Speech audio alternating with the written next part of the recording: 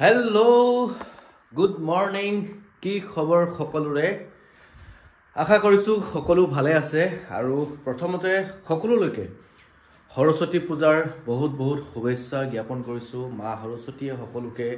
আশীৰ্বাদ দিয়ক সকলোৰে কণ্ঠত জোৰ দিয়ক যাতে সকলো শক্তিশালী ভয়জৰ গৰাকী হৈ উঠে এটা শক্তিশালী কণ্ঠৰ গৰাকী হৈ উঠে আজি ঘৰত আছোঁ ঘৰত আছোঁ মানে সদায়তো ঘৰতে থাকোঁ তথাপিও আজি অকণমান সময় উলিয়াইছোঁ আজি মই এটা স্পেচিয়েল বস্তু মানুহজনে এতিয়া দেখি আছে ভিডিঅ' বনাই আছোঁ মানুহজনী কিবা কিবি বনাই খুৱাই আছে তো আজি মই ভাবিলোঁ যে মই কিবা এটা বনাম আৰু মই এইকাৰণে ভাবিলোঁ তো আজি বহি থাকোঁতে যিহেতু সৰস্বতী পূজা সেই সৰস্বতী পূজাত মই এনেই বাৰাণ্ডাতে বহি আছিলোঁ গা চা ধুই ধূপ চাকি জ্বলাই তো সেই স্কুলৰ আমাৰ সৰুকালৰ দিনবোৰলৈ মনত পৰিছিল আচলতে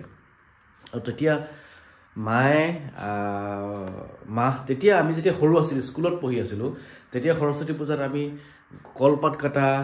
কিবা কৰা সৰস্বতী পূজাৰ আগদিনা যিবোৰ কৰিছিলোঁ সেই সময়খিনি আচলতে আমাৰ যিসকল ডাঙৰ আছিল আমাতকৈ ওপৰৰ যিসকল আছিল তেতিয়া তেওঁলোকৰ যেতিয়া আমাক অৰ্ডাৰ দিয়ে এইটো কৰ সেইটো কৰ তেতিয়া আমাৰ মনলৈ এনেকুৱা ভাৱ আহে যে আমিও এদিন ডাঙৰ হ'ম তেওঁলোক এনেকুৱা ফিল হয় যেন আমাৰকে যিসকল ধৰি লওক আমি ক্লাছ 7ত আছোঁ যিসকলে মেট্ৰিক দিছে তেওঁলোকক দেখি আমি ভাবোঁ বা সেইটো কি লাইফ কি জীৱন সিহঁতে ন একদম কোনো কথা নাই ঘূৰি ফুৰিব পাৰে নিজৰ ইচ্ছামতে তো তেতিয়া আমাক মাহঁতে ক্লাছ 7ত যেতিয়া আমি থাকোঁ মাহঁতে তেতিয়া আমাক বুজায় যে এতিয়া ভালকৈ পঢ় তেতিয়াহে সেই ডাঙৰ মানুহবোৰৰ নিচিনা ডাঙৰ মানুহবোৰক দেখায় ডাঙৰ মানুহবোৰৰ নিচিনা হ'ব পাৰিবি মানে আৰু এইটোৱে তোৰ জীৱনৰ মেইন সময় আচলতে জীৱনটো এতিয়াই উপভোগ কৰি ল এনজয় কৰি ল মানে নিজৰ সময়খিনি পঢ়াৰ লগত নিজৰ কামৰ লগত দি এনজয় কৰি ল তেতিয়াহে তোৰ ভৱিষ্যতে ভাল হ'ব আৰু ভৱিষ্যতে এনজয় মানে ভালকৈ পাৰ কৰিব পাৰিবি আৰু যেতিয়া আমি সেই মেট্ৰিক দিয়াৰ পাছত আমাৰ সেই ডেকাসকলক দেখা পাওঁ তেওঁলোকক দেখুৱাৰ পাছত আমাৰ মাহঁতৰ কথাবোৰ বিৰাটে বেয়া লাগে মানে এই কি কথা কয় সেইটো কি লাইফ সেইটো নিজৰ ইচ্ছামতে যাব পাৰে ফুৰিব পাৰে ঘূৰিব পাৰে পঢ়াৰ কোনো টেনশ্যন নাই সিহঁতৰ লাইফ যেতিয়া মেট্ৰিক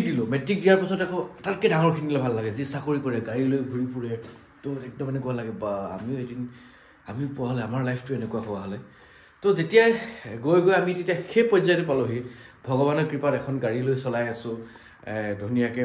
আপোনালোকৰ আশীৰ্বাদত মৰম চেনেহত অভিনেতা হিচাপে নিজকে পৰিচয় দিব পাৰিছোঁ আৰু গুৱাহাটীত আছোঁ গুৱাহাটীত থাকিব পাৰিছোঁ আপোনালোকৰ আশীৰ্বাদত তো এতিয়া যেতিয়া সেই পৰ্যায়টো পালোঁহি পোৱাৰ পাছত এতিয়া আকৌ মিছ কৰোঁ সেই দিনবোৰ যিবোৰ দিনত মাহঁতে কৈছিলে যিবোৰ দিনত সৰস্বতী পূজাৰ আগদিনা আবেলি আমাৰ হালধি পাতবোৰতো দেখিছে চাগে হালধি পাতৰ নিচিনা আৰু এজাত গছ আছে মই নামটো পাহৰিছোঁ সেই গছৰ পাতবোৰ আমি কাটিবলৈ যাওঁ সৰস্বতী পূজাৰ দিনা প্ৰসাদৰ ভাগ দিবৰ কাৰণে তো সেইবোৰ দিনলৈ মনত পৰিছিল আচলতে তো তেনেকৈ ভাবি থাকোঁতে খানা কথাও মনলৈ আহে তেতিয়া মাহঁতে খাবলৈ দিলে আমাক ভাল বস্তু খাবলৈ দিয়ে ধৰি লওক এতিয়া আমি যিবোৰ ভাল বস্তু বুলি এতিয়া ভাবোঁ তেতিয়া সেইবোৰ আমাৰ কাৰণে খুবেই বেয়া বস্তু আছিল মাহঁতে আমি ভাবোঁ কি খাবলৈ দিয়ে এইবিলাক কেনেকৈ খায় এইবিলাক খাব পাৰে নেকি তো যেতিয়া নিজে ডাঙৰ হ'লেও গম পালোঁ যে তেতিয়া অনুভৱ কৰিছোঁ হয় দিয়ক মাহঁতে কিমান আমাক স্বাস্থ্যকৰ বস্তু খুৱাইছিল কিমান ভাল বস্তু খুৱাইছিল সেইটো আজি অনুভৱ কৰোঁ তো আজি তেনেকৈ বৰমাহঁতে কালি মাছ লৈছিলে আৰু বৰমাই 2 পিচ মোক ৰৌ মাছ দিলে আৰু ঘৰৰ পৰা আহোঁতে এটা ঔটেঙা লৈ আহিছিলোঁ তো মানুহেতো কয় আৰু ৰৌ খাব লাগে কিন্তু আজি মই সেই ঔটেঙা আৰু মাছটো বনাম যিটো সেই সৰুকালত মাহঁতে আমাক বনাই খুৱাইছিলে যিটো ষ্টাইলত তেনেকৈ বনাই খুৱাম গতিকে মোৰ মানুহজনীয়ে তেনেকৈ খাই পোৱা নাই ঔটেঙা কাটা আৰু কুটাৰ মাজত পাৰ্থক্য আছে মই ঔটেঙা কুটি বনাম তো গতিকে গোটেই ভিডিঅ'টো শেষলৈকে চাই থাকিব মই কেনেকৈ বনালোঁ আমাৰ মাহঁতে সৰুতে কেনেকৈ বনাই খুৱাইছিলে আৰু কিয় মই সেইটো চবতকৈ স্বাস্থ্যকৰ খাদ্য বুলি সেই সময়ত কৈছোঁ সেই গোটেইখিনি মই ভিডিঅ'টোত ক'ম গতিকে চাই থাকিব ভিডিঅ'টো শেষলৈকে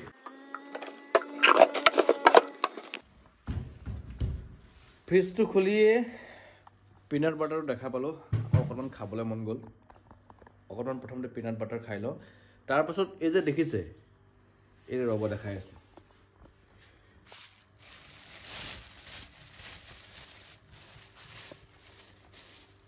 এই দুইটাই হ'ল মোৰ দেউতাৰ বাৰীৰ এইটো ওলকবিটো আৰু এইটো ঔটেঙাটো দুইটাৰ মোৰ ঘৰৰ ঔটেঙা বজাৰৰ নহয় তো আমাৰ কৈছিলোঁ ঘৰত সকলো চব বস্তু খালি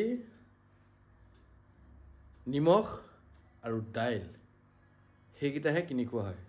বাকী চব ঘৰৰ এতিয়া ৰেডি হৈছোঁ ঔটেঙা কুটিবলৈ মই ভাবিছিলোঁ কুটা আৰু কটাৰ মাজত পাৰ্থক্যটো এনেকৈ কাটি দিওঁ কাটি বাকলি এটা এটাকৈ উলিয়াই দিওঁ সেইটো হ'ল ঔটেঙা কটা আৰু এতিয়া মই কাটিম কুটিম এনেকৈ আৰম্ভ কৰি দিলোঁ মই ঔটেঙা কুটা আৰু এনেকৈ ঔটেঙা কুটি থাকিলে সেই দিনবোৰলৈ মনত পৰে আচলতে আমাৰ তাত বানপানী হৈছিলে বহুত বানপানীৰ সময়ত মাহঁতে এনেকৈ আমি ঔটেঙা আনি দিওঁ ন ৰৌ বা ঔটেঙা ঢেকীয়া পুঠি মাছ এনেকৈ বনায় আৰু সেই তেনেকৈ মাহঁতৰ আচলতে সেই চব্জিকণৰ টেষ্টটো সঁচাকৈ বেলেগ আছিল আৰু আজিও সেই টেষ্টটো আমাৰ জিভাত লাগি থাকে আৰু আজিও মই সেই মাৰ সেই হেৰিটোতে বনাব লৈছোঁ খালি আজি মই আৰু ৰৌহে ঔটেঙা ঢেকীয়া পুঠি মাছৰ জোল নহয় হৈ গ'ল ঔটেঙা কুটা বেছি দিলে টেঙা বেয়াখন দুপিচ মাছে এইটো থৈ দিম আকৌ ধুনীয়াকৈ ভৰাই তাৰপাছত আহি গ'ল বেলেগ বেলেগ বস্তু ৰেডি হৈ গ'ল ঔটেঙা এতিয়া মই গোটেই চব্জিটো মানে বনাম বইল তাতে দিম আলু আৰু এটা বিলাহী আৰু ৰচুন আৰু আদা ইয়াতকৈ বেছি আৰু মই একো নিদিওঁ খালি জলকীয়াটো দিম গতিকে এতিয়া আদা ৰচুনখিনি ৰেডি কৰি লওঁ এই গোটেইখিনি ৰেডি কৰি লওঁ তাৰপাছত দেখাই আছোঁ এতিয়া ৰেডি হৈ গ'ল গোটেইখিনি আহিলোঁ কিটচেনত প্ৰথমতে দেখাই দিছোঁ কি কি ৰেডি কৰিছোঁ এইটো পিচ মাছ এইটো হ'ল ঔটেঙা আলু বিলাহী এইটো খালি চালাড বনাম এইকেইটা পিঁয়াজ চালাড এইটো মছলা আৰু এটা জলকীয়া দিম শুকান জলকীয়া এইকেইটা খুন্দিবৰ কাৰণে জলকীয়াকেইটা প্ৰথম গৰম কৰি লওঁ মছলাটো বনাই লওঁ এফালে জলকীয়া গৰম কৰি থাকোঁতে ইফালে আকৌ বেপাৰীয়ে ৰাস্তাত মাছকৈ চিঞৰি আছে আজি মাছ কেইপিচ আছে যে সেইকাৰণে বেপাৰীয়ে ৰাস্তাটো চিঞৰি আছে আৰু যেতিয়া মাছ নাথাকে তেতিয়া আপুনি ৰৈ ভাগৰি যাব বেপাৰী নাহে আৰু এতিয়া কেইটামান জালুকো খুন্দি লৈছোঁ ৰ'ব যিহেতু বতৰৰ ডিমাণ্ড সেইকাৰণে কেইটামান জালুকো দি দিছোঁ ভাল লাগিব ফাইনেলি ৰেডি হৈ গ'ল মোৰ সকলোখিনি এতিয়া বনোৱা আৰম্ভ কৰিম দেখাই লৈছোঁ মছলাটো এইটো মোৰ চিক্ৰেট মছলা আৰু এইফালে এইখিনি হ'ল জালুক তো মাছটো দেখালোৱেই মাছটো আৰু এইকেইটা হ'ল বস্তু এতিয়া কেমেৰামেন হিচাপে মই এপইণ্ট কৰিম আমাৰ তেওঁক মানুহজনীক আজি কেমেৰা ধৰিবলৈ দিম কেমেৰা ধৰা মই খাই লওঁ ধুনীয়াকৈ একদম ধৰি থাকিব আৰু এইটোতে বনাম এইটো খালি এইটো কাহিনী কি আহিলে মেকুৰী পেলাই মাছ বনাই থৈ দিওঁতে নহয় ইয়াতে দুৱাৰখনত ইয়াতে এনেকৈ যাতে হেং কৰিবৰ কাৰণে হেৰি লগাইছিলোঁ এই ওপৰত অনলাইনৰ পৰা আনিছিলোঁ অনলাইনৰ পৰা আনি তাত লগাই থৈ ওলমাই এনেকৈ থওঁতে পৰি সেইটো অনাৰ পিছদিনা বেগা হৈ থাকিলে কিন্তু ইয়াত বনাবলৈ বইল বনাবলৈ বহুত ভাল গতিকে দেৰি নকৰোঁ লেকচাৰ বেছি নিদিওঁ ডাইৰেক্ট বনাওঁ প্ৰথম পানী দি লওঁ অলপ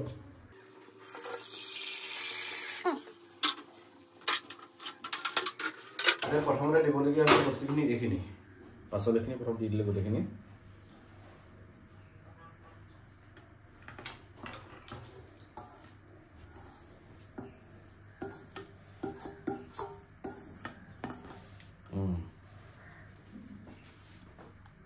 এইখিনি হ'ল পাচলি ইয়াৰ ওপৰত দি দিম মাছ 2 পিচ আৰু দিম নিমখ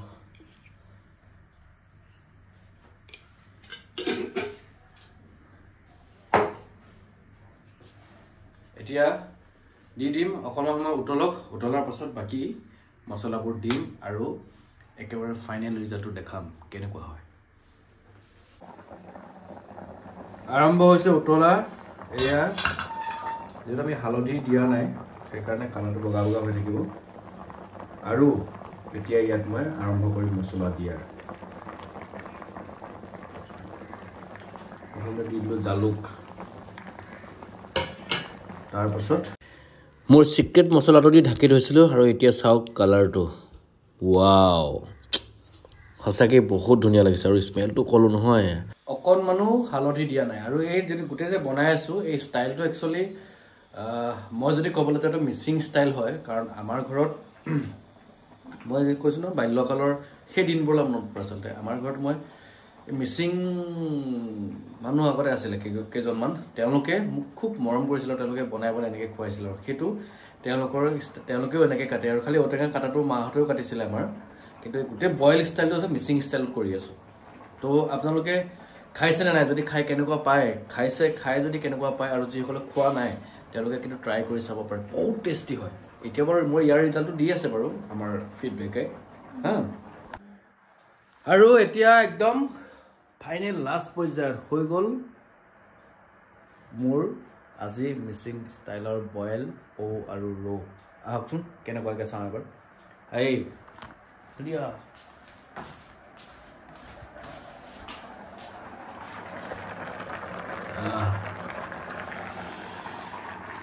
গোন্ধটো মোৰ একদম গোন্ধটো মজা লাগিছে কেনেকুৱা লাগিছে গোন্ধটো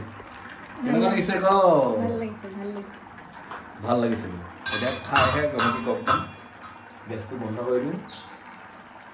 হৈ গ'ল আজি এই ভিডিঅ'টো বনাই থাকোঁতে মোৰ সেই মিচিং বন্ধুসকললৈ বহুত মনত পৰিছে যিয়ে মোক বহুত মৰম কৰিছিলে ভাইটিৰ দৰে মৰম কৰিছিলে কালাৰটো অলপ বেলেগ কিন্তু ইয়াত কোনো হালধি দিয়া নাই দেই জলকীয়া আদা ৰচুন মছলা কিবা কিবি মিক্স কৰি দিছোঁ সেইটোৱে কালাৰটো এনেকুৱা হৈছে বাকী খাই চাওঁ বলক এতিয়া ফাইনেলি ডাইনিং টেবুলৰ পালেহি আমাৰ খানা এয়া বনালে চালাড মানুহজনীয়ে এয়া মই বনোৱা মাছ আৰু এয়া এই জলকীয়া যে গুড়িটো দেখিছে এই গুড়িটো কিন্তু দোকানৰ গুড়ি নহয় এইটো আমাৰ ঘৰৰ ভোট জলকীয়া শুকুৱাই মায়ে খুন্দি দি পঠিওৱা গুড়ি গোন্ধটো কেনেকুৱা লাগিছে গোন্ধ নাই বা কেনেকুৱা মিছা কথা কয় মোক মাতি আছে ঐ গোন্ধত বোলে ভোক লাগি গৈছে সোনকালে খাওঁ বুলি যিহেতু আজি মানুহজনীয়ে টেষ্ট কৰি ৰিজাল্টটো দিব আৰু সেইকাৰণে তাই টেষ্ট কৰি কোৱাৰ পাছতে মই টেষ্ট কৰিম বুলি ৰখি আছোঁ আৰু তাই গোটেই আচাৰ চাচাৰ বিলাই লওঁতে মানে ৰিজাল্ট দিবই পৰা নাই আৰু মই ইফালৰ পৰা থাকিব পৰা নাই টেষ্ট কৰি ৰিজাল্ট দিওঁতে ইমান সময় লগাইছে মোৰ লোভ পানী ওলাই গৈ আছে ইমান গৰমে খালে শক্তি পায় হয় নহয়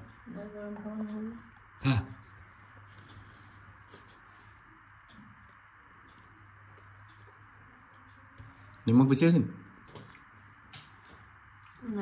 খাবলৈ কেনেকুৱা হৈছে ভাল হৈছে বুলি দিলে এতিয়া মই নিজে এবাৰ টেষ্ট কৰি লওঁ সঁচাকৈ একদম বঢ়িয়া হৈছে মিচিং ষ্টাইলত প্ৰথমবাৰ মই নিজে বনাইছোঁ খুব ধুনীয়া লাগিছে আপোনালোকেও বনাই খাব পাৰে সঁচাকৈ বিৰাট ধুনীয়া লাগিলে আৰু থেংক ইউ ভিডিঅ'টো শেষলৈকে চাই থকাৰ কাৰণে